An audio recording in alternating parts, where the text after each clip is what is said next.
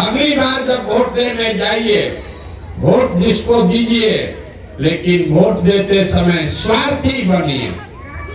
अपना स्वार्थ देखिए, अपने बच्चों का स्वार्थ देखिए।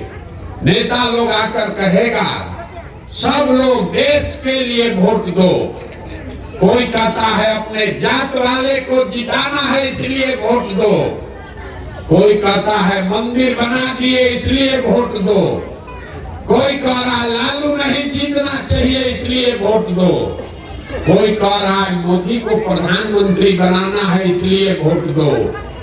हम आपको एक पंक्ति सिखा रहे हैं, वोट जिसको देना है दो, लेकिन वोट एक बार अपने बच्चों के लिए दो। अपने बच्चों के लिए वोट दो, तब जीवन सुधरेगा। आराम उड़ा रहे हैं, ए बच्चा के वोट देने से क्या होगा? अभी आपको बताते हैं क्या होगा। आप मोदी जी का मुंह देख के, चेहरा देखकर वोट दिए तो चाय बेचने वाले मोदी देश के राजा हो गए।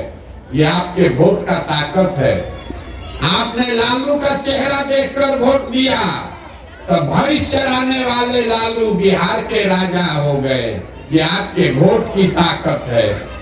एक बार हमारा सलाह मानिए, अपने बच्चों का चेहरा देखकर वोट दीजिए।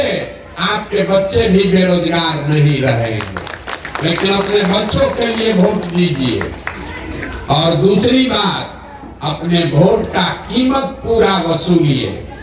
100 रुपया का चीज 1 रुपया में बेचिएगा तो नुकसान होगा कि नहीं होगा? अरे मुंह खोल के बोलो ना भाई। 100 रुपया का चीज 1 रुपया में बेचिएगा तो नुकसान होगा कि नहीं होगा? अपने जात वाले को बेचोगे तो भी होगा, अपने दूसरे जात वाले को दोगे तो भी होगा। 100 का चीज 1 में बेचिएगा तो नुकसान होगा ही होगा। तो लाखों रुपया का वोट चाहे मोदी को दीजिए कि लालू को दीजिए, अगर मुफ्ते में दे दिए, 5 किलो अनाजे पर दे दिए तो गरीबी रहेगा ही रहेगा, नुकसान होगा ही होगा। यही बात बताने आए। अपने वोट का कीमत समझिए। आदमी कहता है हम एगो गरीब आदमी क्या करे, एगो वोट से क्या होगा?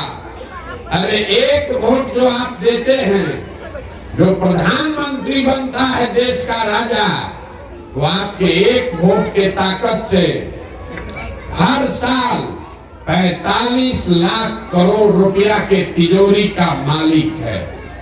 जिसको एक वोट देकर आप बिहार का राजा बनाते हैं, वो हर साल 2.5 लाख करोड़ रुपया के तिजोरी का मालिक है। और उतना बड़ा तिजोरी का चाबी आपका वोट है, और वो आप ऐसे मुफ्ते में दे रहे हैं। तो आप नहीं गरीब रहिएगा तो कौन गरीब रहेगा? यही बात बताने आए हैं।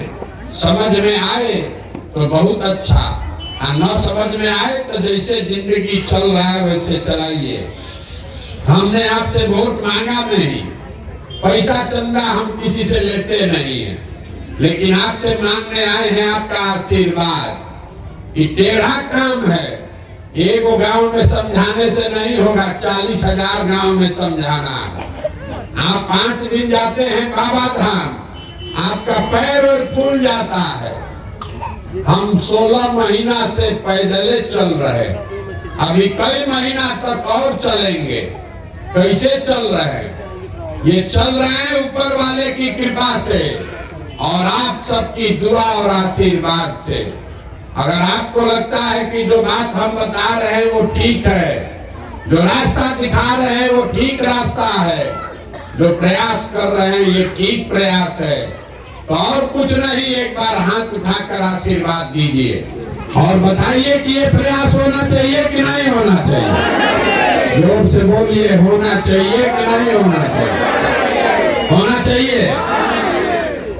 तो इतना देर हम आपको कुछ नहीं दिए, फिर भी आप हमको आशीर्वाद दिए हैं।